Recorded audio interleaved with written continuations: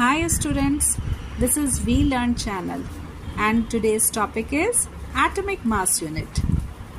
In our surrounding जितने भी matter हैं उनमें कुछ एलिमेंट्स होते हैं.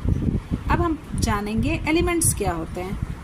एलिमेंट्स प्योर सब्सटेंस होते हैं जो सिर्फ एक ही टाइप के एटम्स के बने होते हैं. जैसे कि कार्बन एलिमेंट सिर्फ सी एटम्स का बना होगा.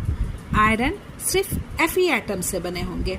लेड सिर्फ Pb एटम से बने होंगे और मरकरी सिर्फ Hg एटम से बने होंगे और दूसरा कोई भी एटम्स नहीं होगा. इसलिए एलिमेंट्स को प्योर सब्सटेंस बोलते हैं. जो एटम्स होते हैं वो बहुत ही स्मॉल इन साइज होते हैं, इनडिविजिबल पार्टिकल्स होते हैं. That's why they are atom, can't be divided. अब साइंटिस्ट की क्यूरियोसिटी हुई कि इस एटम का वेट फाइंड आउट किया जाए. तो एटम इतने छोटे होते हैं कि उनको इंडिविजुअल आइसोलेट नहीं कर सकते. दैट्स व्हाई हम एटॉमिक मास भी है वो एक एक एटम का नहीं पता कर सकते. इसके लिए एटॉमिक मास जो है एक रिलेटिव टर्म लिया गया. मींस इसको एक्सप्रेस किया गया विथ C12.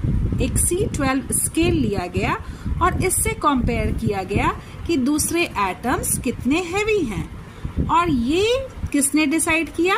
IUPAC ने, international union of pure and applied chemistry.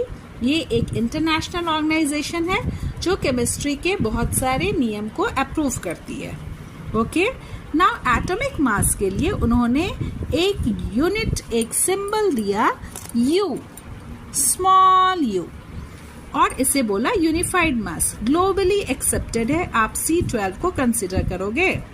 So now what is atomic mass unit? Atomic mass unit is 1/12 of A C12 atom.